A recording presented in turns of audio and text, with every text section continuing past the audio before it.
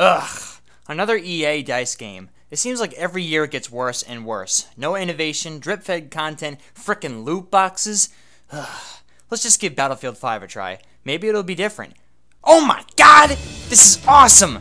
Look at me, I'm a French sniper! Now I'm in a plane! Now I'm a Nazi! Oh! Well, maybe it's not a very good thing for me to be enjoying that, but anyway, for this video, we are going to be reviewing Battlefield 5 in all of its entirety. If you were thinking about buying the game, but you weren't sure, stick around, because we have a lot of ground to cover. So, let's get started. Let's start with the single-player campaign called War Stories. This offline mode has 4 mini-campaigns in it that show the perspective of the war from 4 different people. I've only played a little bit, but it plays really well, and stealth sequences can be challenging enough. The maps in-game are filled with collectibles like letters of lost soldiers, and they took out the linearity of other Battlefield campaigns and set us up in a Ghost Recon Future Soldier type environment with big and open play areas to mess around in. And I know some people got butthurt about a woman being in the campaign, like, woman? What is a woman doing in Battlefield games? You can't have females in a first-person shooter. Blasphemy! And if you're one of those people bitching because it isn't historically accurate, this is a video game with fictional characters in a real-world war. If you care so much about history, then read a book.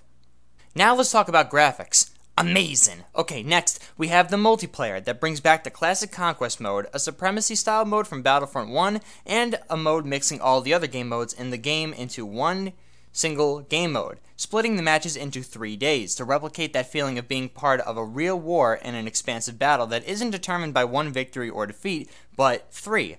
But you don't really care about the modes, do you?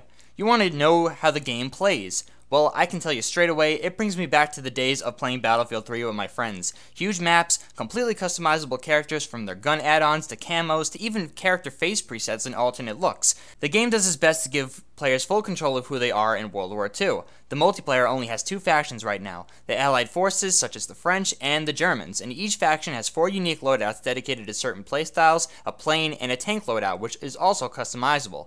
First, we got the Assault Guy, the run-of-the-mill run-and-gun soldier who has anti-tank weapons to deal with vehicles. The Medic, another run-and-gun up-close and personal loadout with a submachine gun and an enhanced reviving ability. He or she can throw down medkits and can fire a smoke rifle to throw off enemies. Then we have Support, basically a soldier with LMG weapons that can also throw down ammo munitions for allies and can use an engineered tool to repair or destroy vehicles. Last but not least, we have Recon, an MLG Pro sniper loadout with a spawn beacon and a callout feature using binoculars. I would have to say the gunplay for the most part is satisfying. The way the numbers rack up on your point count, the sound it makes when you get a headshot, the quick and high risk, high reward gameplay, and it's got a 64 player server. That's awesome. And sometime later, we are going to be getting a Battle Royale mode. But one gripe I do have about the multiplayer is the time to kill is a little bit too short. Sometimes I can get one-shotted by the weakest weapon, which is a little annoying, and the spawn killing is extreme. More times than not, I'll spawn on my teammate or the spawn zone only to find out that there was a full squad of dudes behind me. It's kind of discouraging to see all the deaths I have because of that reason, and another thing too is it's kind of difficult to distinguish between ally and enemy. Everybody kind of looks the same and it's hard to know who you're supposed to be shooting at, but I guess it just adds to the realism. So I think we covered it all. The campaign is cool with some diverse characters and a sweet introduction if I might add. Graphics are good as always, the multiplayer is a lot of fun, and the replayability is there. And the combat feels very polished for the most part aside from the little issues I listed. But the game has very few bugs and glitches here and there. Nothing major, but they're just little annoyances that break immersion. So I'm going to give Battlefield 5 an 8.5 out of 10. Thank you guys for watching this review, and I'll see you on the next one.